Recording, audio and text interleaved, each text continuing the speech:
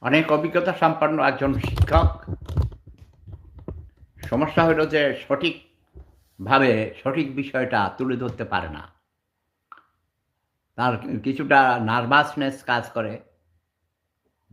বয়সও হয়েছে তার যথেষ্ট। তবে আমার থেকে অনেক ছোট। সেলফ কনফিডেন্স হারিয়ে ফেলেছে। এই কুলাঙ্গার, এই বদমাইশ। শতকরা ৯৯.৯৯ ভাগ অসৎ, চোর এবং লোভী, মিথ্যুক, প্রতারক, ছোটলোক, গরিব, টাকার পিশাচ। টাকা পাইলে আর তোমাকে চিনবে না। টাকা পাওয়ার আগে হাতে পায়ে ধরে, কান্নাকাটি করে। টাকা পাইলো আর তোমাকে চেনে না। এবং শেখ হাসিনার ডান হাত সে। শেখ হাসিনাও একটা অসৎ মহিলা, তার বাবাও অসৎ ছিল। শেখ মুজিব কোনো দেশপ্রেমিক ছিল না এবং শেখ মুজিব এদেশের স্বাধীনতা চায়নি। সে পাকিস্তানের প্রধানমন্ত্রী হতে চেয়েছিল। শেখ হাসিনা লুটপাট করেছে, তার আত্মীয়-স্বজনদের লুটপাট করতে দিয়েছে। বলেছে ১ হাত ২ হাত নয়, ১০ হাতে তোমরা লুটপাট করো। হ্যাঁ, সে ইন্সপায়ার করেছে। এই কথাগুলো আওয়ামী লীগের নেতারাই এমপি মন্ত্রীরাই বলেছে যে, আমাদের নেত্রী বলেছেন, "যত পারো লুটপাট করো, পাচার করো, চুরি করো।"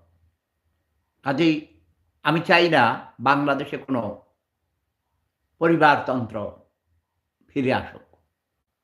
জিয়ার পরিবারও লুটপাট করেছে। জিয়ার ছেলে তারেক জিয়া হাওয়া ভবন বানিয়ে, হাওয়া ভবনের গুন্ডা ছিল, ডাকাত ছিল, খুনি ছিল।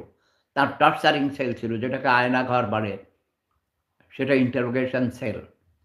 সারা পৃথিবী সরকারের, প্রতিটি সরকারেরই ইন্টারোগেশন সেল থাকে, পুলিশ, মিলিটারি তাদের দেশকে কন্ট্রোল করার জন্যে। আচ্ছা, অনেক টেলিফোন আসছে, মেসেজ আসতেছে। দাঁড়াও একটু কাজ সেরে নেই।